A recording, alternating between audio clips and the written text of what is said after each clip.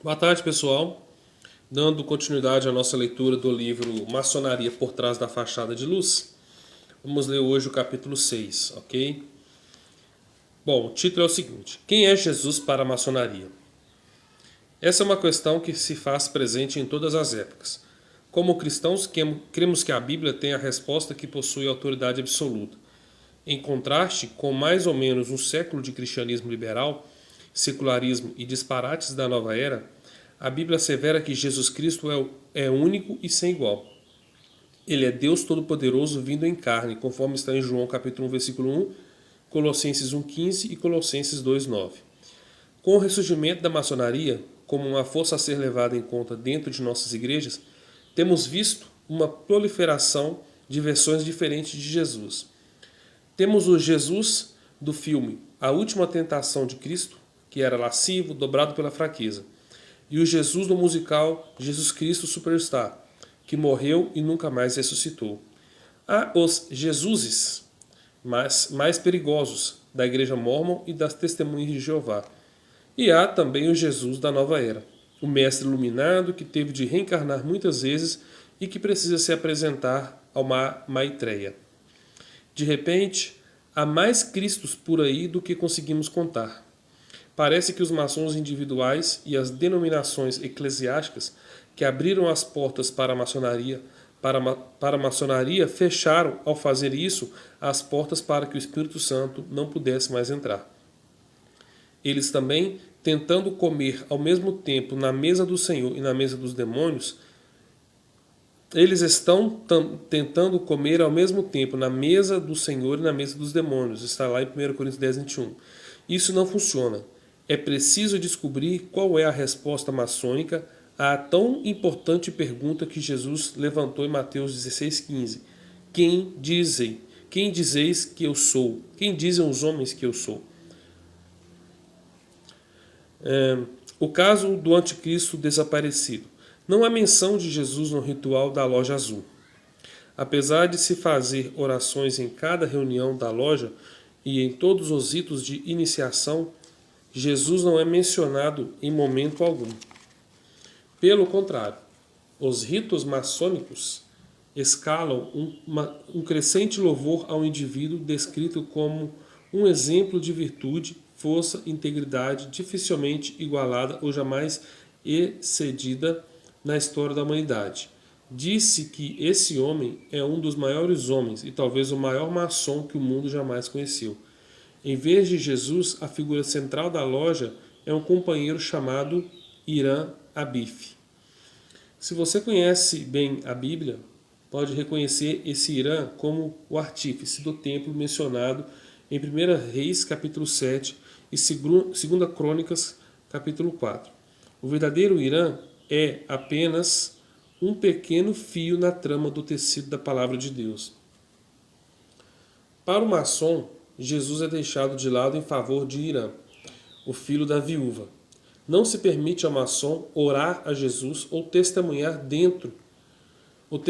de Jesus dentro da loja, ou seja, um cristão maçom não pode nem mesmo partilhar a alegria de ter Jesus com um irmão maçom na loja. Precisamos examinar por que Jesus é tão estranhamente ausente do ritual maçônico. Se a maçonaria é uma religião, e ela certamente o é, devemos fazer sua aferição final pelo que ela pensa a respeito de Jesus Cristo. Se o ponto de vista que a loja tem de Jesus está de acordo com a Bíblia, então não há problema. Mas conforme o conceito que eles possuem de Jesus vai se inclinando cada vez mais em direção a outros cristos estranhos, então aí temos heresia. Um gueto para Jesus? Já posso ouvir os alaridos de protesto dos maçons dizendo que a maçonaria é uma instituição cristã e que há graus maçônicos para os quais se exige que alguém seja cristão para se enquadrar. Recebi recentemente uma carta de uma das centenas de viúvas piedosas que escrevem para o nosso ministério buscando ajuda para entender seus maridos perdidos para a loja. Ela havia compartilhado nossos folhetos com ele, que respondeu: "Você não pode ser maçom sem ser cristão, querida." Ele também lhe disse que Jesus era o grande arquiteto, mas infelizmente as duas declarações estavam corretas. Quando leio cartas como esta, choro. Não sei se o marido dessa mulher é espiritualmente lento demais para entender a confusão na qual entrou quando se uniu à loja, ou se ele está seguindo o procedimento maçônico e falando para ela apenas da boca para fora. Indiquei para essa mulher que há uma esperança enorme entre Jesus. Indiquei para essa mulher que há uma diferença enorme entre Jesus, o Criador do universo, e o Jesus, o carpinteiro cósmico. Criar significa fazer algo do nada, mas um construtor ou um arquiteto deve trabalhar com matéria-prima, como madeira e cimento. Chamar Jesus de grande arquiteto é diminuir seu poder maravilhoso de trazer o universo à existência a partir do nada. Há uma parte da maçonaria que requer que a pessoa seja cristã, nominal, para participar. É o ritual do Cavaleiro Templário, pináculo do rito de York. Eu chamo esse grau de gueto de Jesus, exatamente do mesmo modo que os judeus desafortunados da Europa foram forçados a viver em guetos apertados por causa da perseguição e hoje muitos vivem em guetos por causa da pobreza, assim Jesus é comprimido em um miserável grau. Este é o único grau em que as orações são oferecidas em nome de Jesus e onde a cruz ocupa um lugar no simbolismo. Lembre-se, porém, de que este é o mesmo rito de York que adora Jabulon e os oficiais do capítulo aplicam blasfemamente o nome sagrado de Deus. Eu sou o que sou a si mesmos em cada reunião. Este é o mesmo rito de York que insiste em que seus companheiros façam juramentos de sangue, se comprometendo a ter sua orelha cortada, sua língua rasgada desde a ponta até a raiz, seu coração arrancado e colocado para apodrecer em um monte de estrume, ou seu crânio golpeado e seus miolos expostos aos raios do sol do meio-dia, caso eles tão somente violem seus juramentos. Que belos valores cristãos! Enquanto não há dúvida de que a piedade cristã externa transpira do ritual do cavaleiro templário, chegando a ponto de se cantar o hino Rude Cruz, é preciso enfatizar que a aparência exterior não torna uma instituição cristã. Eu sou o primeiro exemplo.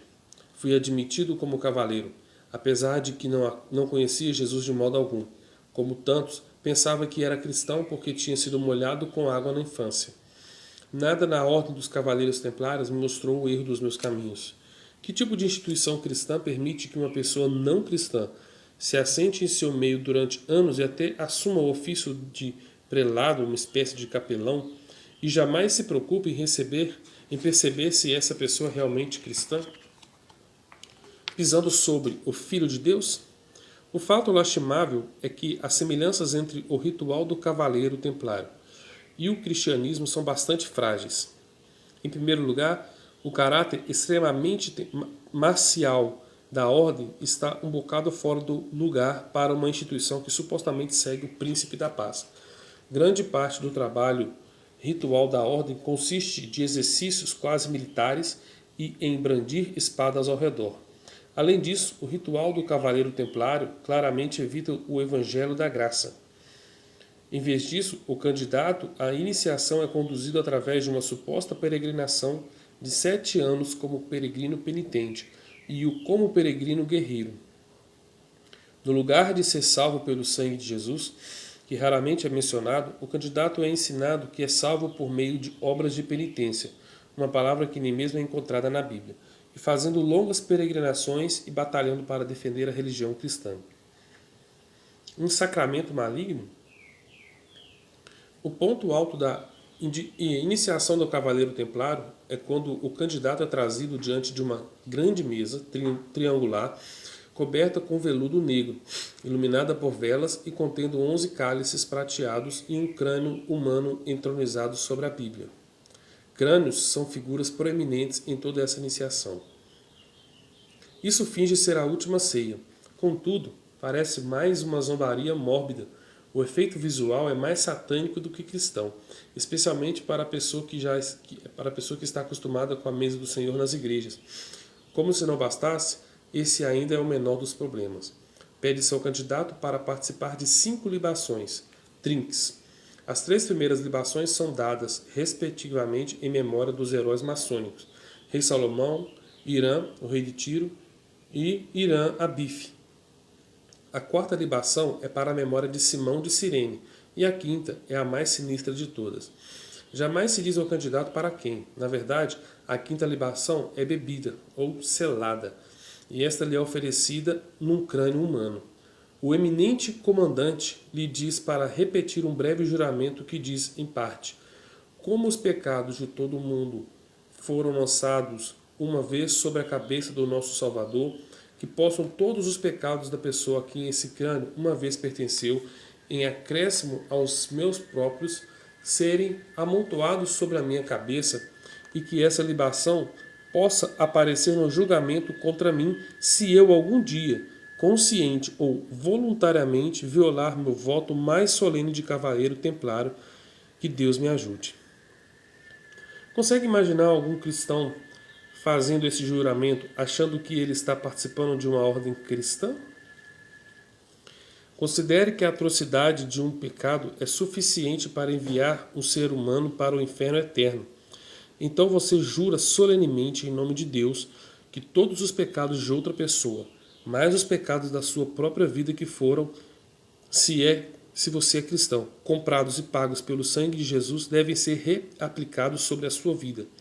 O Espírito Santo tem algo a dizer sobre as pessoas que fazem tais coisas. Hebreus 10, 28 e 29 diz: todo aquele que quebrava a lei de Moisés morria sem misericórdia, só pela palavra de 2 ou 3 testemunhas.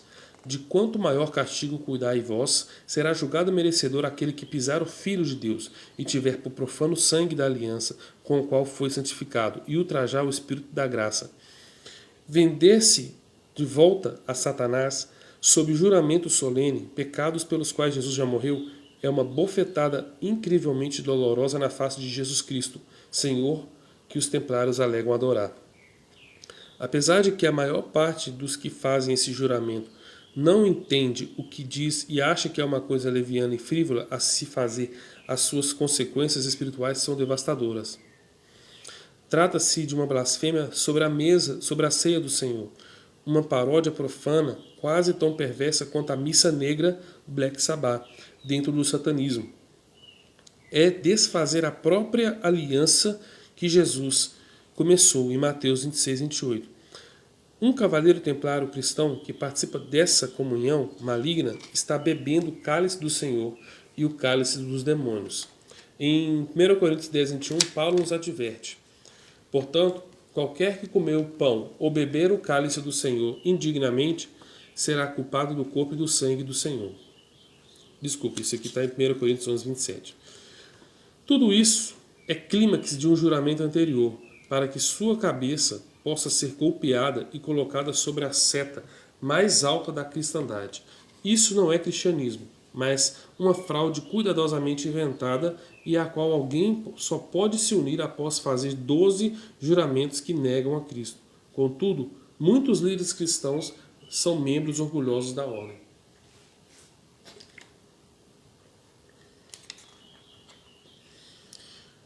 Dinheiro do Mickey Mouse? Uma cédula falsa deve ser o mais parecida possível com dinheiro de verdade. Só um tolo gastaria seu tempo falsificando notas e colocando uma figura do Mickey Mouse nelas. Entretanto, as pessoas se esquecem disso quando percorrem a arena espiritual. Por algum motivo, elas presumem que, se algo faz lembrar o cristianismo, então trata-se da fé cristã genuína. Nada poderia estar mais longe da verdade. Não importa o que Satanás possa ser, ele não é idiota. Ele não cria versões religiosas como uma nota de Mickey Mouse. Assim como as notas falsas de $20 com as quais o Departamento do Tesouro americano tem de lidar, o dinheiro de mentirinha de Satanás é 98% perfeito. Um falsário tentará e criará chapas perfeitas, achará a tinta exatamente da mesma matriz e o tipo exato de papel com o mesmo nível de textura. Por que as pessoas não presumem que Satanás fará a mesma coisa em relação às coisas de Deus? Algumas cédulas falsificadas só podem ser detectadas por peritos do Departamento do Tesouro.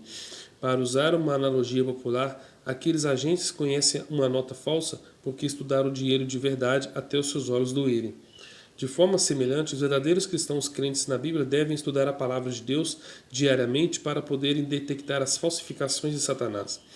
Como cristãos, temos de dar crédito a Satanás por ser pelo menos tão sutil quanto alguns vigaristas. Ele não faz abrir uma loja maçônica e pendurar um sinal na porta com os dizeres: primeira loja de Satanás. Abandonai a esperança a todos vós que entrais. Assim não conseguiria muitos membros. Não, ele se esforça ao máximo para se certificar de que sua loja tem uma aparência de inofensiva ou boa. Porém, visto que ele é o diabo, sempre faz coisas erradas e deixa pequenos rastros de falhas no seu engano, de forma que uma pessoa que conhece a Bíblia irá detectá-los.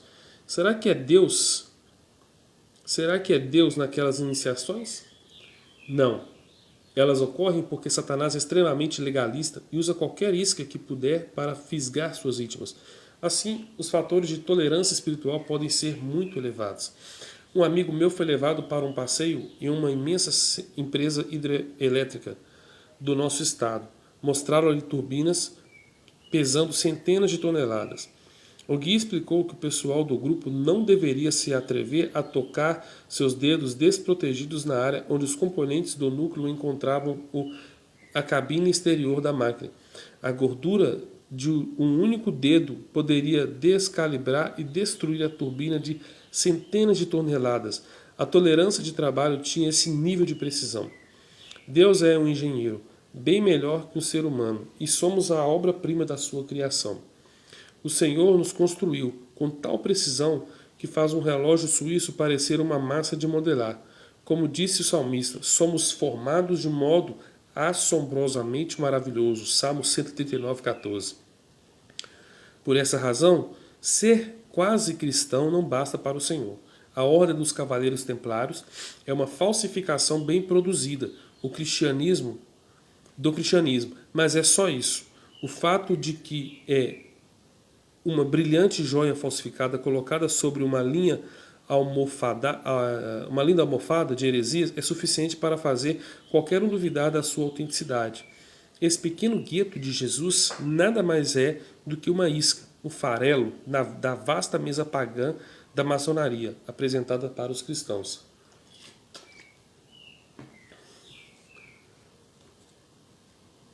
Um falso Cristo? Não se pode confiar nas aparências. Há muitas seitas que parecem cristãs e apresentam uma aparência de piedade, como por exemplo os Testemunhos de Jeová. Precisamos ver qual o Jesus que a loja professa e então compará-lo com o Messias bíblico. Jesus é mencionado nos escritos maçônicos em meio a multidão de outros grandes mestres ou reformadores.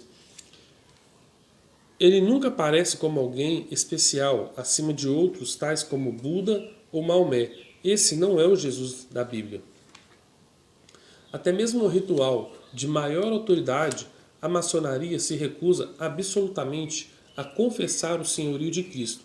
Por exemplo, no ritual da Quinta-feira Santa do 18º grau do rito escocês, chamado de Rosa Cruz de Eredon, encontramos o seguinte: reunimos-nos neste dia para comemorar a morte de Jesus, não como inspirado ou divino, pois isso não cabe a nós decidir.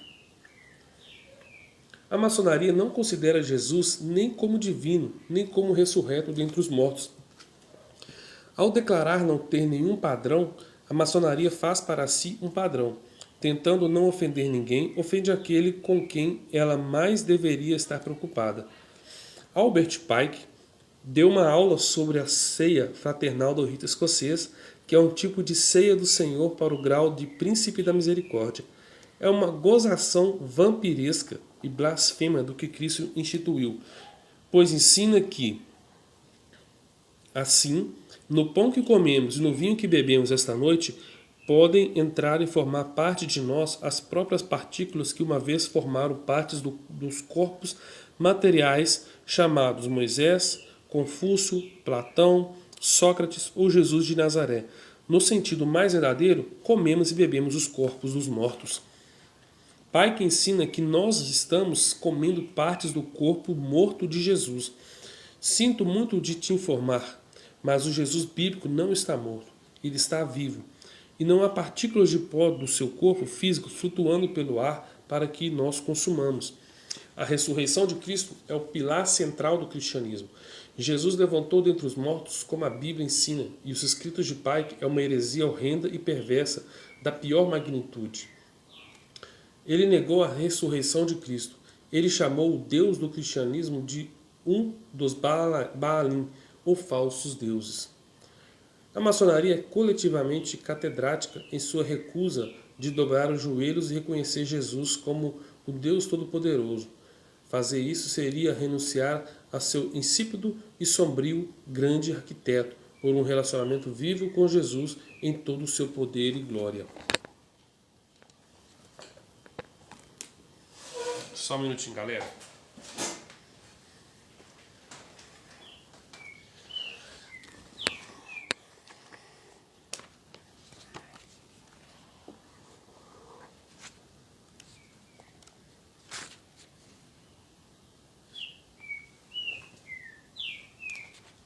Continuando aqui. Como o movimento da nova era, do qual é precursora, a maçonaria nega a divindade ímpar de Jesus, de modo que pode outorgar a divindade a todos nós. Eminentes autores maçônicos bajulam-se mutuamente para negar a divindade de Cristo. Klimer, um maçom de elevado nível, escreveu, abre aspas, ao deificar Jesus, a humanidade como um todo é despojada de Christus como uma potência eterna no interior de toda a alma humana, um Cristo latente, embrionário, em cada homem. Ao deificar assim um homem, isto é, a Jesus, orfanaram toda a humanidade. Fecha aspas.